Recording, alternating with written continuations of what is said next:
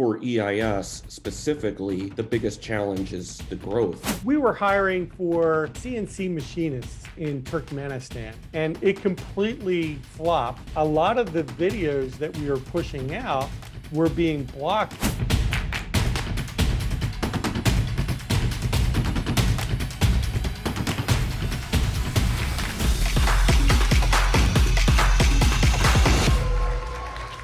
Hey, everybody, this is Jeff with 10X Candidate Experience Show. Hold on there, Brandon. I know he's ready and raring to go here. So we have Brandon Schott here, and he is with EIS.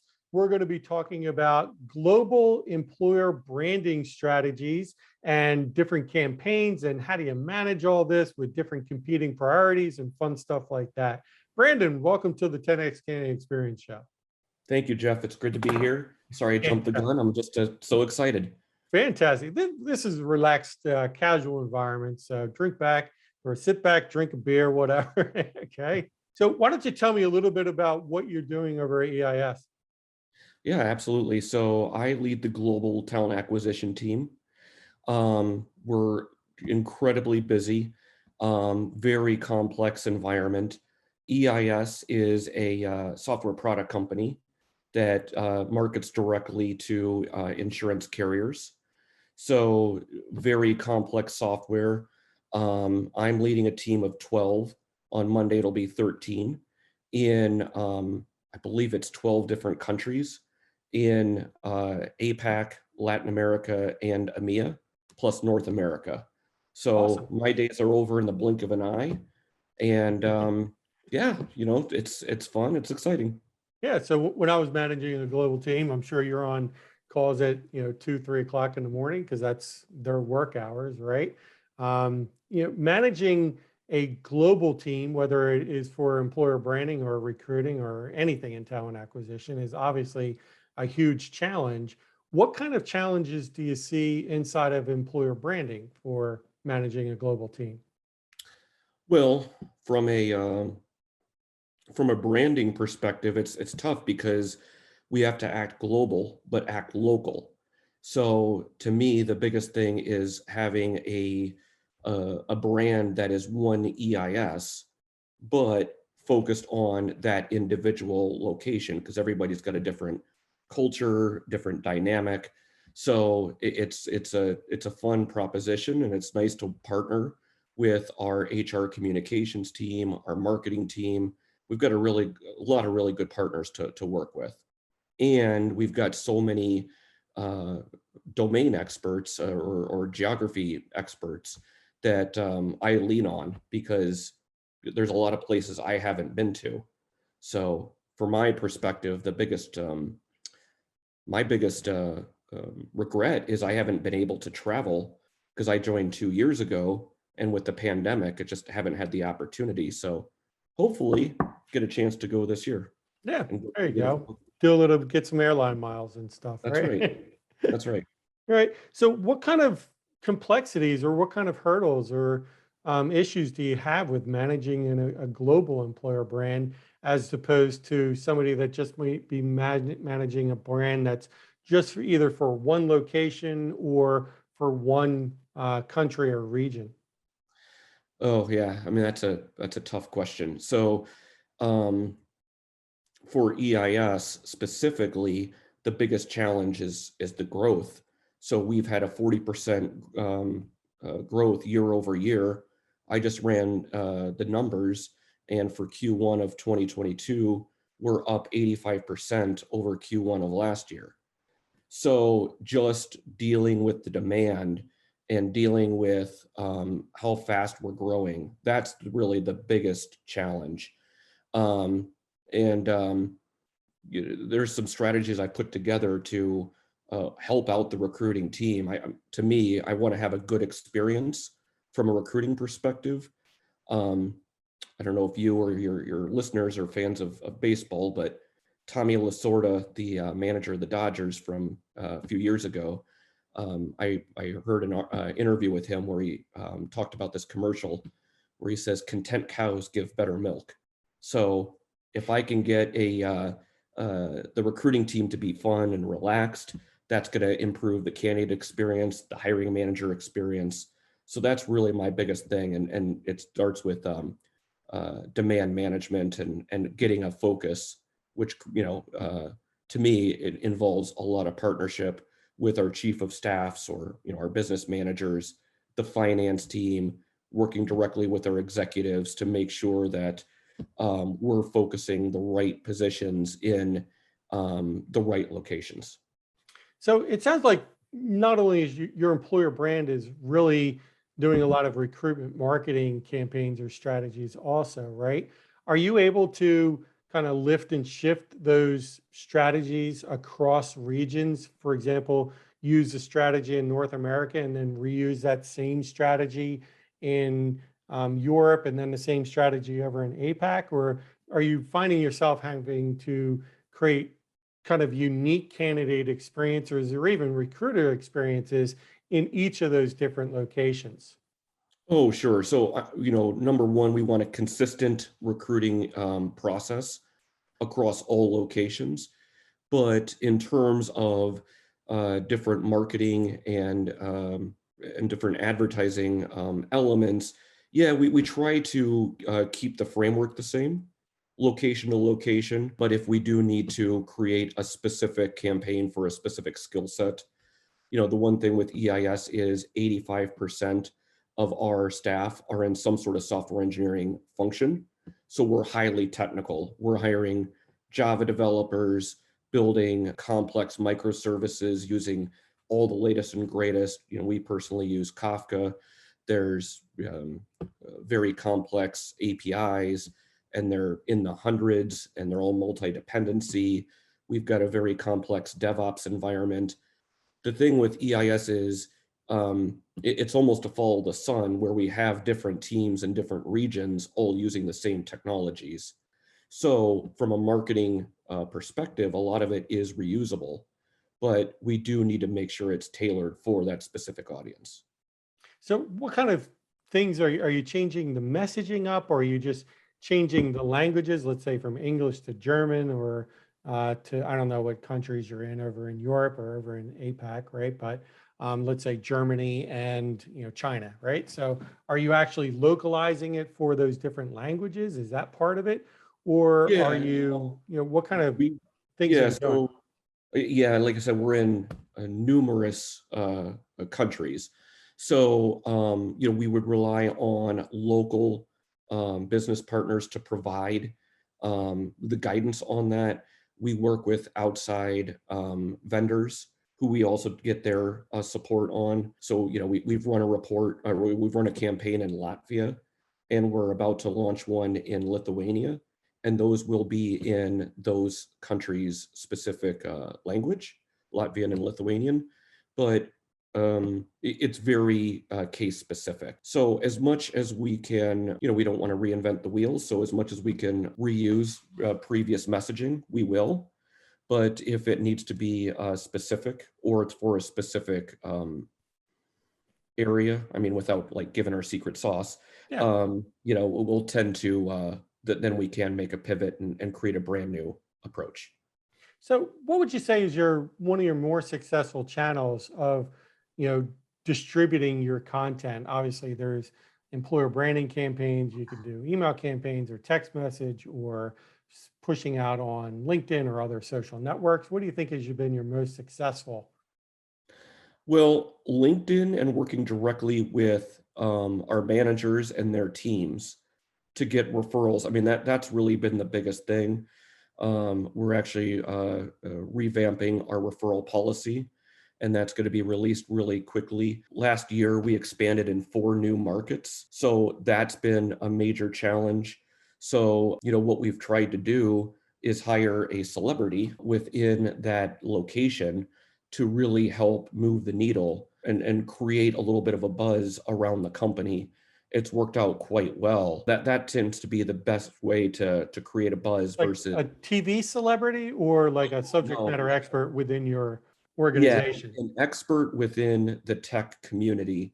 So yeah, we've hired a lot of really talented people. And yeah, so last year we opened offices in Poland, England, Ireland, and Brazil due to growth. Yeah, so while we've done some different campaigns, and that's a great way to build brand awareness to really, because the tech community tends to be very connected.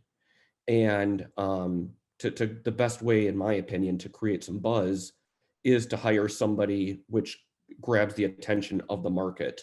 And then they could say, oh, who's this new company? Who's EIS? What do they do? And that generally creates some great momentum for the company. It's really helped in a lot of these markets. So what kind of content are you pushing out there? Are you pushing out like blog posts? Are you just doing, infographics, or are you doing videos, or are you Oh, doing live sure. events? What kind of content are you Oh, creating? we've done it all. So our marketing team has really done a great job with that. They've really spearheaded it. But then we do have a variety of different blog posts in different communities. We've gone to a number of different conferences. So that was kind of nice at the end of last year. There's a big conference in Lithuania called Build Stuff, which all the developers go to. So that was great to go to that and then use their hashtags and cherry pick off of that through different channels, specifically LinkedIn and Twitter, the most effective on those tech events. But we've done a number of different things. We were at InsureTech, I think that was maybe 6 weeks ago, and just a lot in the community and going to different events. But then there's different, meetups and user groups that we've gone to, different guilds. We're really starting to get into a lot of the entry level programs, the different guilds, so we can start grooming from within. There's just a lot of different avenues. Going back to one of your original questions, like with EIS, there's so much going on in so many different directions because we're growing so fast. You So got to have a that's lot of fishing poles in the water, if you will, right? exactly, yeah, a lot of plates are spinning. Absolutely. Good.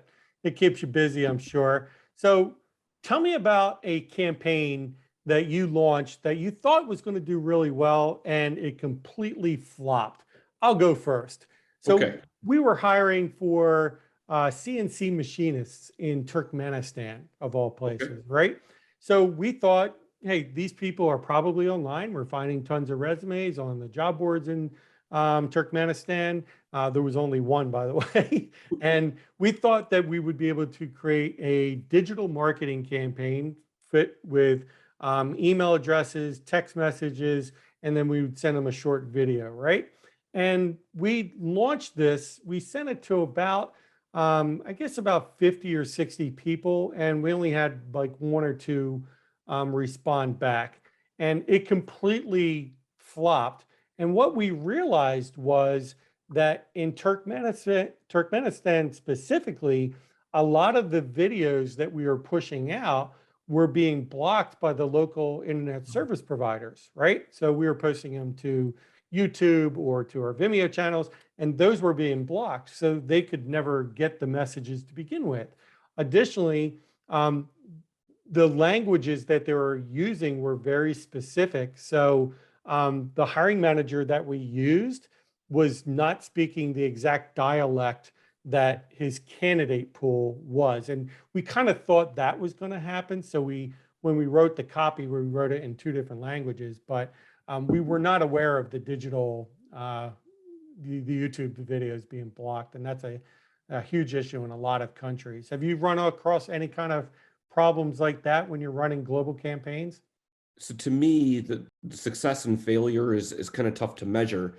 To me, the purpose of the campaign is not to get a hire. We don't want to run a campaign, run it for a month in a particular country with a metric of 7 hires. To me, it's about building the brand and helping the recruiters long term, or increase our chance of getting referrals, or widening the funnel because people are more interested to respond to an email later. So to me, it's a very tough thing to measure because you're not going to get immediate results. Every time we run a campaign, we want to get hires out of it. However, um, to me, it's the brand recognition, which is way more critical than it is a specific hire. So I don't know if I'm dodging the question, but I haven't had a failure the way I would consider we've run campaigns and that we haven't resulted in hires, but to me, I think it's helped and it's made everybody's life easier in the future.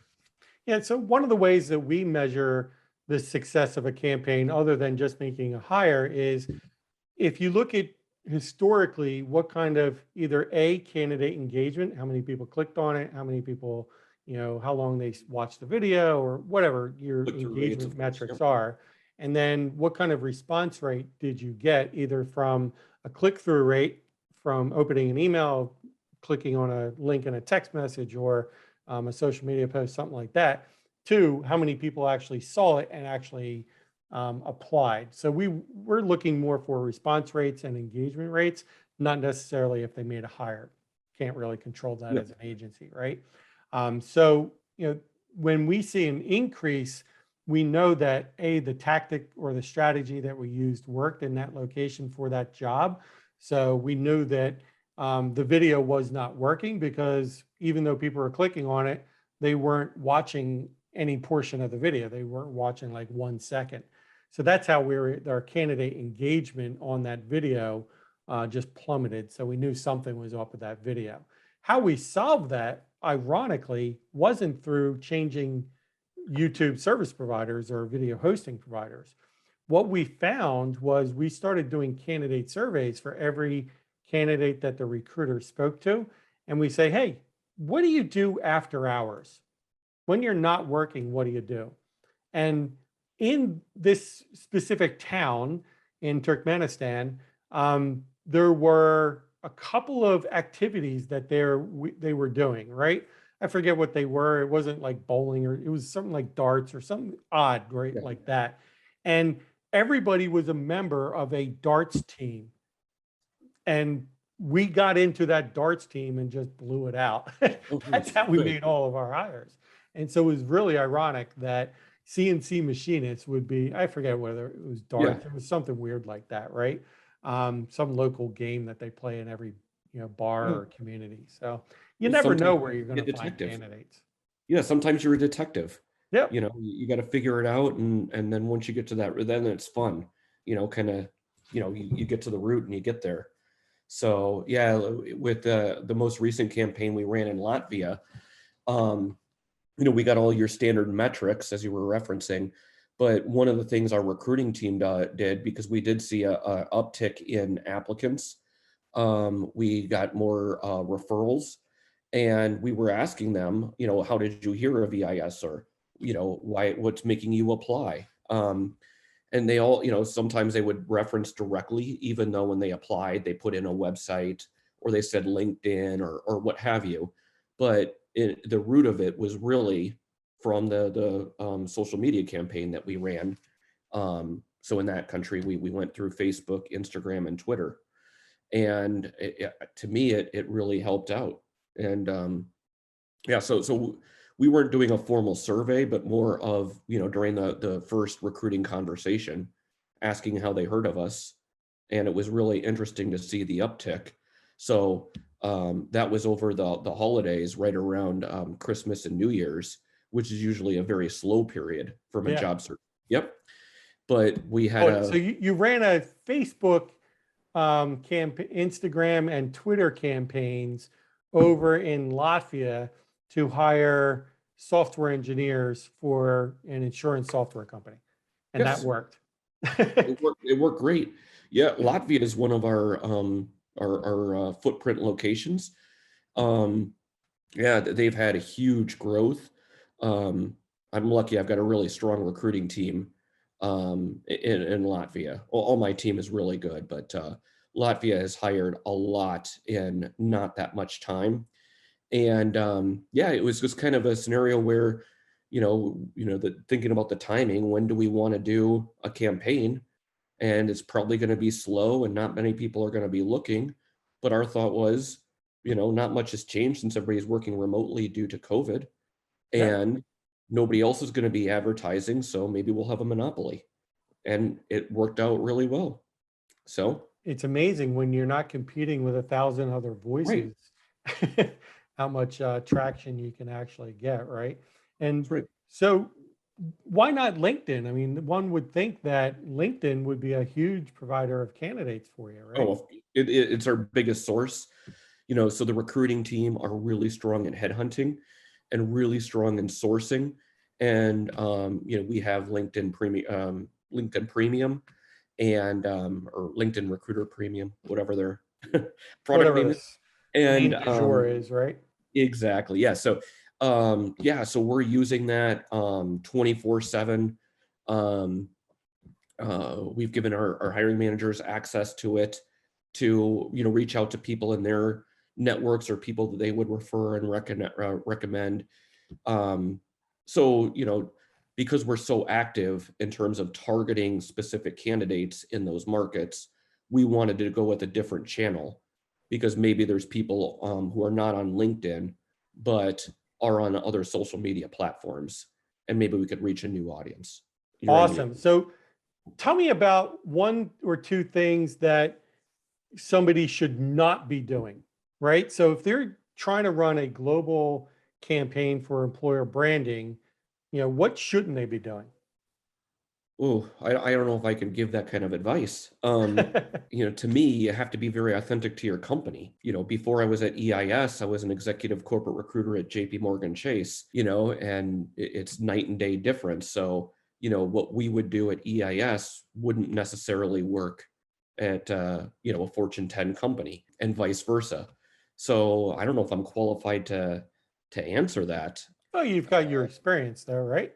Well, like I say, just make sure it's authentic to the company, and look at your mission statements, look at your company goals, and make sure it's authentic to the company and what you're trying to do and what you're trying to accomplish at that time, and create a campaign around that.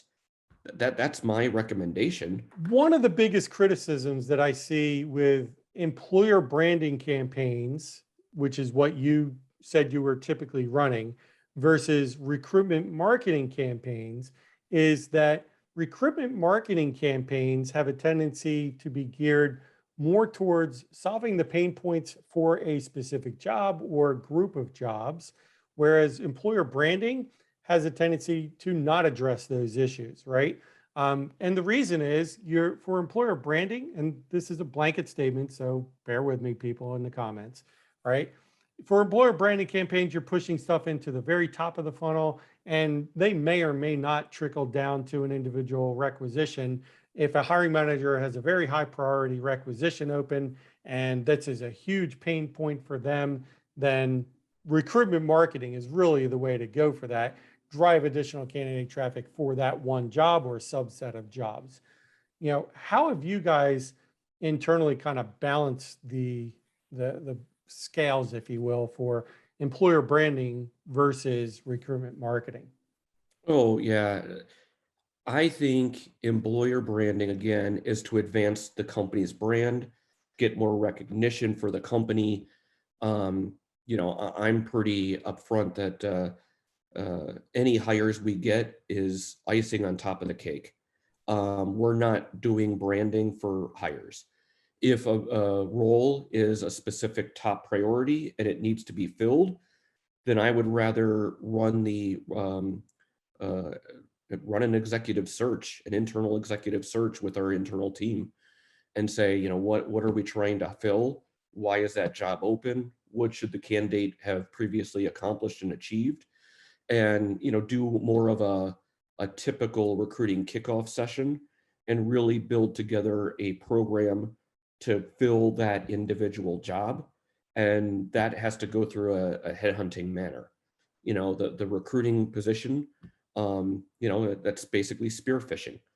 Um, so yeah, that's a completely different approach. And I think the employer branding is there to yeah, I think the employer Apparently, a branding is cat there. wants to get in on it.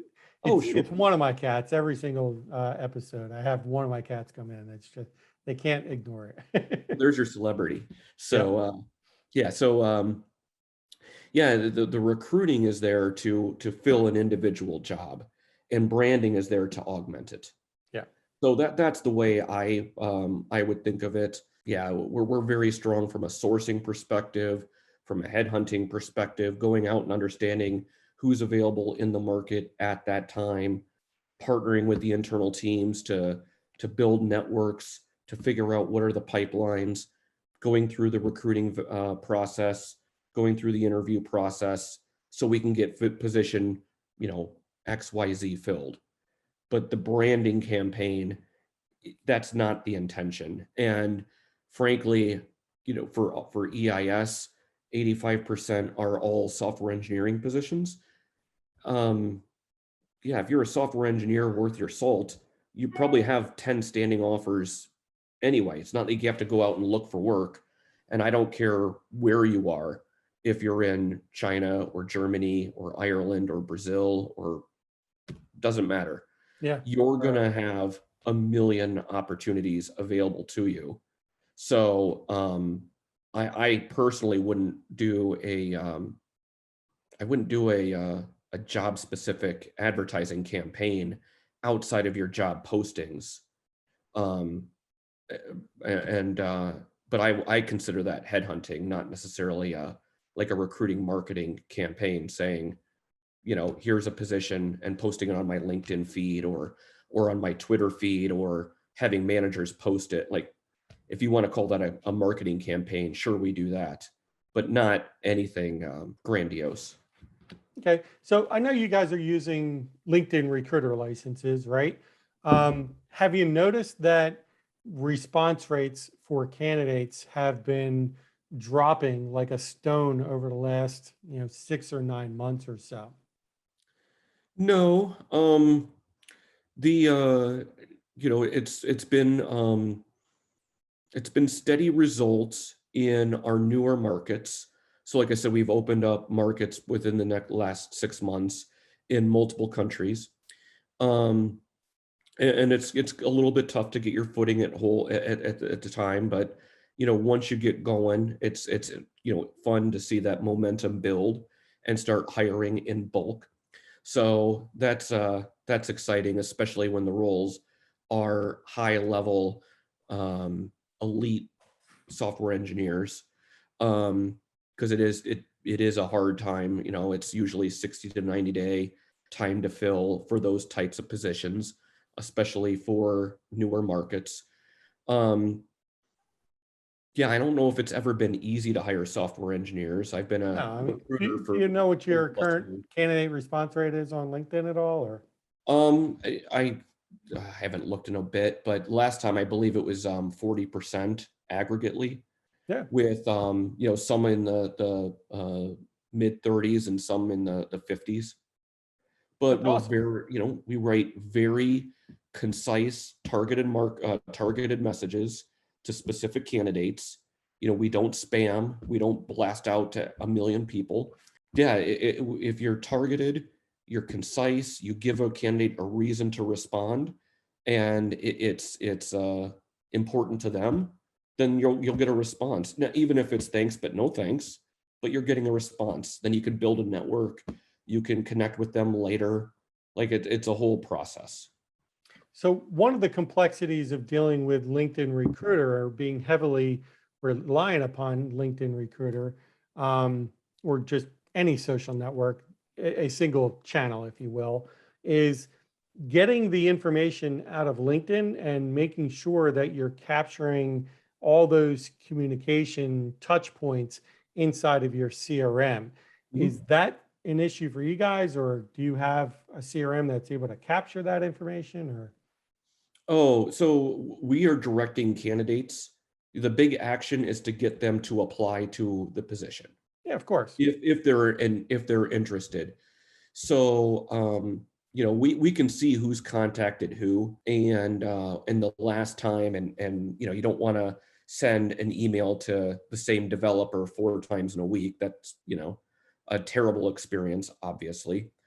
But when we get people interested, we want to you know, get them into our applicant tracking system. That way we can share their CV with the specific interview team, and we can do that call with the candidate, and get a sense for what they're looking for, what's their motivation. Here's who EIS is. Here's what the job is. Here's what you'd be building. Here's why the job is open. Here's the opportunity. And from there, you can really decide if that candidate's the right match. Yeah, so generally the action is to either get them to apply straight away or to set up a recruiting conversation with them so you can present them with the opportunity. And if that candidate wants to opt in, fabulous.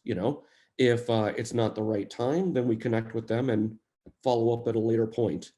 I'm Um, glad to hear you are at least getting really good response rates. 35 to 50% response rates off of LinkedIn is really strong. A lot of the recruiters I've been speaking to, or even guests on the show, have been saying that their response rates were 20, 30, 40%, but now they're like 10, 15, 20%, right? So they've dropped like 10, 20% over the last 6, 9 months. So that's been concerning, since that's like taking the faucet and cutting it back 20% or 50%, right? well, So just that don't means, jinx me. Don't all jinx right. us. Don't jinx us. Yeah, I'm trying not to believe. So, and it might be because um, you're going after different markets, right? And most of the people I've been speaking to are in English speaking markets, right? So Latvia and Lithuania are not most of the people that I'm speaking to, right? They're mostly speaking about United States, Canada, UK, things like that. So that might be why. Are you noticing any drop in the United States at all, or is that, No. Again, I try to be you super. don't have the number? I kind of blindsided you with that question. Sorry. Oh no. Yeah. Personally, I'm recruiting for the United States and Canada. I've done some recruiting in India and England as well. And yeah, as long as it's targeted, as long as it is a impactful message to the candidate, you're not sending a mismatch role. If I'm sending a lead Java developer to your CNC operator, that's a mismatch, or vice versa. So yeah, I try to be mindful of the people I'm sending messages to. I coach my team to do that, to look at their profiles. What, no matter where that is, however we identify the candidates, make sure we're sending something that's gonna make sense. Um, and So are you sending bulk, either 5 or 10 messages, or are you sending every one is crafted for that individual candidate? everyone is crafted. Okay. Yeah. I mean, you can use the same template, but make sure it's personalized. Okay. Yeah, it makes no sense to send bulk emails in the software engineering space. The candidates are so clever, they're going to read right through that. It's going to get deleted, and they're getting 25 of those a week. So, how do you cut through the clutter? Really good, to the point subject line, make sure they understand the job opportunity with EIS, put in our website, within that sentence, here's who I am, here's why I'm reaching out to you, here's our website so you can do a little research, and then here's what the opportunity has to offer. From a software engineering perspective, these are the technologies you'll get an opportunity to work with. It's for this product line, something like that. Give them a short, sweet, to the point reason to respond. And Okay. even if it's the timing's off, at least you get a response. That's You what I'm have to looking. differentiate yourself, all right? And Exactly. most recruiters are just sending out, here's a link to a job description. If you're interested, go ahead and click on it and apply, or send me a resume. I'm looking for a software engineer. It's like, come Right. on. I mean, it's Right. just lazy recruiting, right? And Yeah, and I it never ask hires, for but referrals, or hey Jeff, I've got this job. Who would you recommend? Like, that's yeah. not on the, So are you reaching out to me, or are you reaching out to people I can refer you to? What's the deal here? exactly. Exactly. I So don't even know once you. you get Why a would I give you relationship a with them, referral? yeah, once you get a relationship, then you can ask well down the line. I would never do that straight away. I to coach my recruiters, never ask on the first, second, or third call. It's usually the fourth call, once you've establish some kind of rapport with Yes. that candidate. Definitely, it doesn't necessarily have to be after they've applied and interviewed, but it certainly helps. The further down the line, the more likely they are to help you out. Of So course. I've got a specific tactic or strategy or technique, I guess, for asking for referrals. Do you have one as well, or? Oh, it's all on the relationship with the person. Yeah, generally, I would just ask straight away Okay, that, um, I'm looking for this role. It's in this location. Would you know anybody that you could recommend? awesome. Well, How many yeah. referrals are you typically getting? Oh, we get quite a few. I'm going to teach you a way to double. Doesn't matter how many you're getting. Using this tactic will probably be able to allow you to double the number of referrals. Well, is it at the time of the offer? No, Oh, nope. I've done it on. I usually don't do this on a first call because that's not how I recruit, but I definitely do it on a second or third call. But typically, it's during at the end of a phone interview or a first screening call, if you will. And I know I need additional candidate pipeline. And let's say you're a software engineer. Okay, Brandon. Hey, Brandon, thank you so much for your time today. I really appreciate you taking the time to go through your background, your skill sets, and things like that. Next steps are I'm going to pass your information over to the hiring manager, write up a nice little summary, make you look, like a perfect candidate on paper, right? So let me ask you a quick question though. You're a software engineer, right? yes, I am. And would you agree with the statement that most software engineers know other software engineers? Yes. How many software engineers would you say you know? 25. Yeah, that makes sense. Birds of a feather flock together, right? So, out of those software engineers, you probably know people from college. You probably know people that you've worked with at your last two or three companies. Who would you say your top software engineer is with the same technologies as that we're looking for? Oh, Bob Smith and Jane Doe. Perfect. So, out of those two, which would you say is a stronger candidate? Oh, Jane, she's amazing. What's their information? Yep. Boom. So we Yep. taught this we had 1,500 recruiters at Yeah. IBM RBO. We taught this to a couple different recruiting teams, and their referral rate, they were on average, they were getting about one or two per candidate, and their referral rate went up to about five or six per candidate. So quick little thing. And Oh, yeah. the I like it. psychology behind it is if you just ask them for, hey, who do you know? It's like, well, let me think about it and get back to you. But by asking, you're a software engineer. Now I broke it down from that big room to a Yep. filing cabinet. And then Funnel. great. Yours, most software engineers know other software engineers who are the top people you know. So we've broken it down to the individual file in that filing cabinet, and then you pull out the piece of paper and there's their contact information, right? Yep. Yep. And then who was the top person in your class that you graduated from? Who was the top software engineer at the company you worked at, previously? Yep. Stuff like that.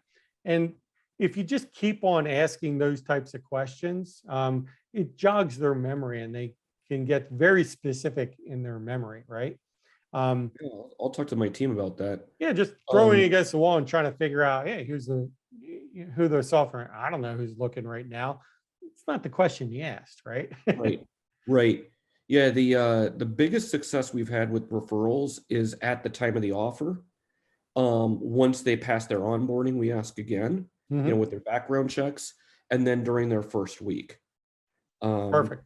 and then that's repeated again around you know, uh, 60 days, 6 weeks into the somewhere between 6 weeks and 60 days into their start, ask them for referrals. Now that you've been here, who would you recommend? Who do you think would succeed in our company? Yep. And that's worked out quite well. That's another great question. Um, who would succeed? What are some other software engineers that have succeeded in the past that you've worked with? You have to give them some kind of frame of reference to Right. understand what it is you're looking for, right? So it's just a little helpful tip on how to ask for referrals, everybody. Yeah, that's great. Right. Any closing thoughts or statements there, Brandon? Yeah, I really appreciate the opportunity. This has been a lot of fun. So yeah, Now, you thank were you for really being nervous in the beginning, right? You said kind of admitted that. How was it? Yeah, it's my first podcast, so Awesome. um, Well, you did fantastic. thanks. All right, everybody. Today was the 10X Candidate Experience Show with Brandon Schott. Appreciate everybody coming here. Thanks a lot. Make it a great one. Bye-bye. Bye.